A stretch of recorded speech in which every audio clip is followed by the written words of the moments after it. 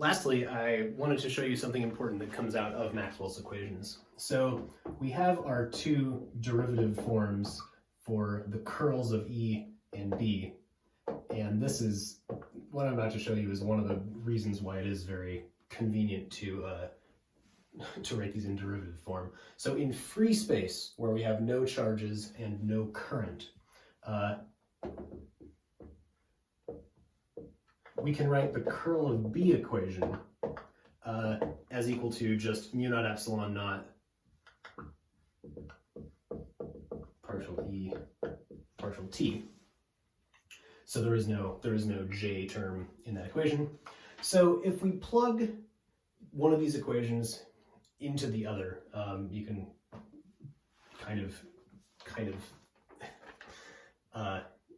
you can kind of think of doing that. We're taking one equation and plugging it into the other. Maybe we're taking this dB dt. No, don't. Forget I said that. Anyway, when we combine these, we can get a single equation that looks like this: mu naught epsilon naught second time derivative of the electric field dt squared is equal to the divergence squared, or this is called the Laplacian of the electric field. So this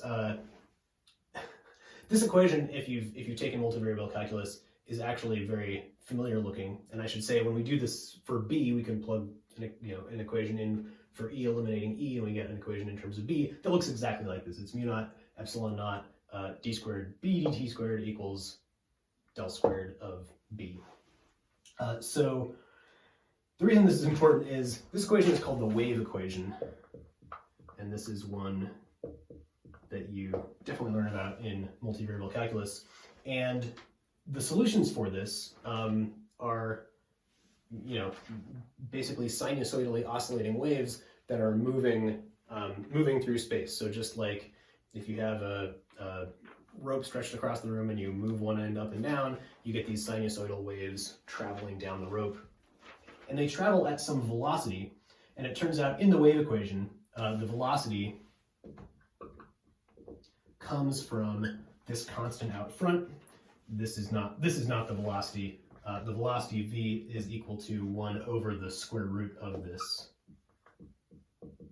mu naught epsilon naught. So if we have these waves of this electric field, they are traveling at some speed 1 over the square root of mu naught epsilon naught, the two constants that we've been using for months now in this class.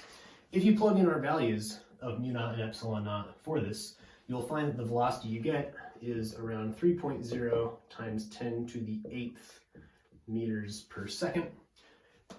If this looks familiar, that is good. This is, of course, the speed of light.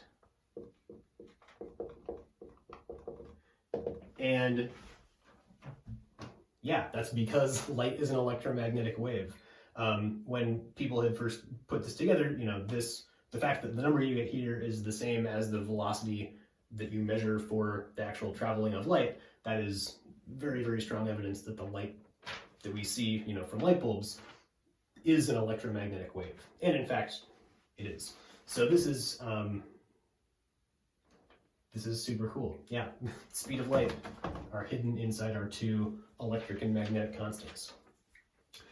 Okay, this lecture is a little esoteric, but I want to talk about one practical thing, practical-ish thing, called the pointing vector.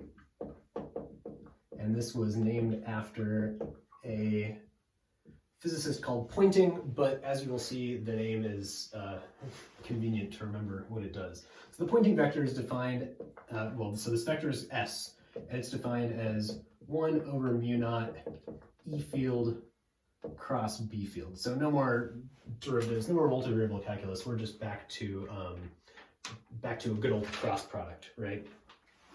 So the units of this are, you could express it in terms of E field and B field, but the one equivalent of the units is watts per square meter. So this is, some of you will notice, the same units as the intensity of an electromagnetic wave. So you could measure the watts per meter of power delivered by the sun to a solar panel or something like that. So, in fact, the Poynting vector tells us exactly this. It tells us the energy flow of an electromagnetic wave. So if we know the E and B fields of an oscillating,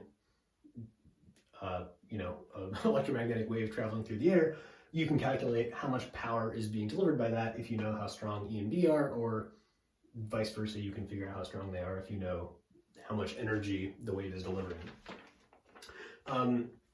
One cool thing that comes out of this is the following. So if we draw a circuit, our simplest circuit, we have some battery here, we have some resistor here.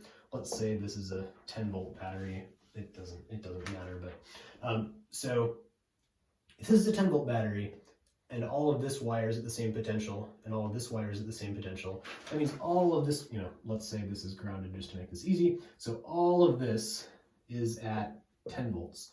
All of this is at 0 volts, which means that we have an electric field going from top to bottom. In general, it's going to have some funny 3D shape if we look at it carefully, but generally the electric field is going to be from the top to the bottom in this circuit. I guess we actually know, all of this is at 10 volts too, so we probably have these lines curving around like this or something like that.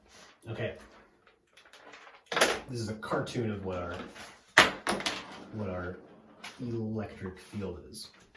Now, we also know that if there is current flowing through this circuit, as there will be through the resistor, we will have a magnetic field created also. So that magnetic field, at any point where we can put our thumb in the direction of the current and our fingers wrap around that current in the direction of the magnetic field. So like on the top here, we have a current going from left to right, which means above the wire, the current is coming out of the board, and below the wire, the current is going, the magnetic field. Below the wire, the magnetic field is going into the board. So this is our magnetic field B. Here the current's going down, so we also get the current going into the board in the middle and out of the board outside. Same thing here, and same thing over here, right? We have the same current everywhere, so at every point there, we have our current into the board here, our magnetic field into the board there, and our magnetic field out of the board over here. Okay, why is this important? So we'll use this brown to denote the direction of E cross B, of this Poynting vector. So let's pick a point here. Let's just do right here. So E cross B, so E is down and B is into the board. So down cross into the board gives me a Poynting vector that is to the right at this point. So S here is to the right. Down here, I have E down, B cross into the board also, so S is also right here. So it's not just going in the direction of current, right? Current's going this way up here, but this way down here, but my S vector is to the right in both places. If we pick somewhere like here, here our electric field is at this angle, and our B field is still into the board, so our Poynting vector is like up and to the right. And at some point in the middle, we are going to have also a B field into the board in the middle of this loop, so we're going to have an S vector pointing to the right. Anyway, the point is, we're going to have a bunch of S vectors, and they are basically going to be pointing from the battery, along towards the resistor. So this Poynting vector shows the flow of electromagnetic energy from the battery to the resistor through this electromagnetic field, through this space in between them. I think that's a pretty cool result.